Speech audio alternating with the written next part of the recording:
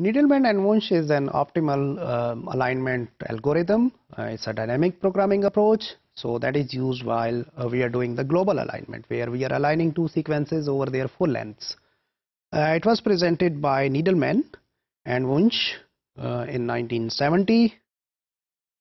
The basic idea is to build up the best alignment by using optimal alignments of smaller subsequences. That is the idea of dynamic programming.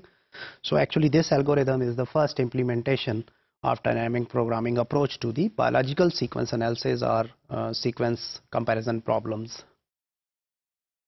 3 steps, as we have seen earlier: initialization, matrix filling, and traceback.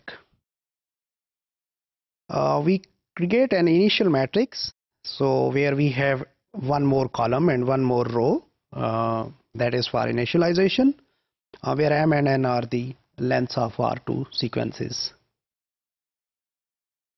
In initialization, the cell of first row and first column of the matrix is initially filled with 0.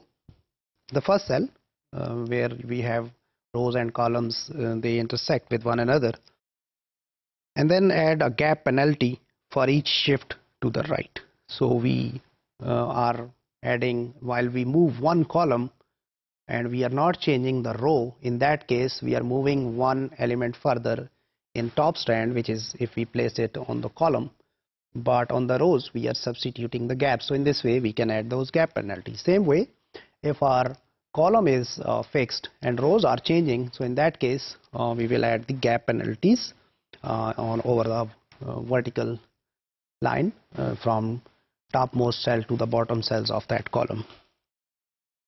So here we do initialization. We take the first cell and we put 0 in it. So we are actually putting 0 in our first cell. Here are our columns and rows, and I'm talking about this cell. So we put a 0 over here. We take in the B, what we do over here is, for example, we have this I which is running this way and we have J which is running this way. So minus J into D. So we put 0 initially and then we move on in this direction. So what we do over here is we keep on adding those gap penalties. Anything can be I or J, don't worry guys. So we add a gap. So for example, if our gap is -2, we move bottom, so we are moving J, while in I we are standing at same place. So here we will add that gap penalty, then -2, and then when we add that score onto this, so it will become -4 and so on. Same way we can move in left to right in the rows and we can add those gaps. So that's what is we are doing initialization. So we move through these cells row by row, calculating the score for each cell. So that is where we do matrix filling. So in this way we can compute 3 scores: a match score, where 2 segments they match. Here we can also take the mismatch score, but in algorithm it's just we put this match score. So it can be, if a match, for example, we put, say we add 3 in it. If it's a mismatch, we do it like something like 1 or something, or minus something. So in that case, depending upon our scoring scheme, so first part covers both of them. We can take a vertical gap score, where we move from top to bottom, and then a horizontal gap score while we introduce a gap. So in this way we can have 3 different scores. So you will do that, or you will learn it when we implement it actually. So the match score is the sum of diagonal cell score and the score for the match. So diagonal, so from the previous section we are moving from the cells in the diagonals, the last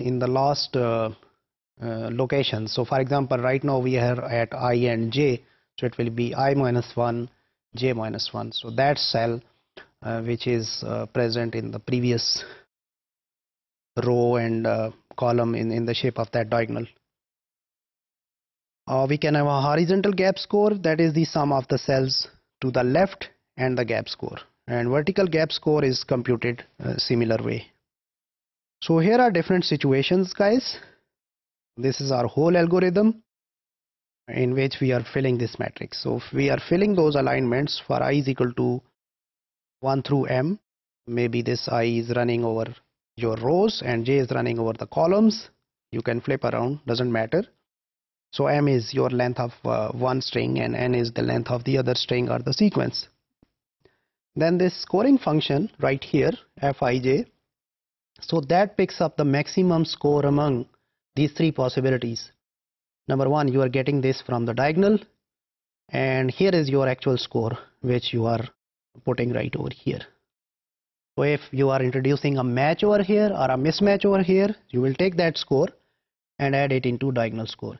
In case of you are indecisive, you don't want to put a match or a mismatch, but we want to introduce our gap over here, so then you can move from either horizontal if your I is representing your rows, or vertical column if your this j is representing your columns. So in that case you will have to have this gap penalty. And then in the end, in the traceback, we will have some pointers, so that is keeping track of from where the score of the current cell is coming from. So it will keep track of it. So diagonal if it is coming from case 1, left if it is case 2, and up if it is case 3. So it will keep track of from where the score is coming. So that will help us in traceback.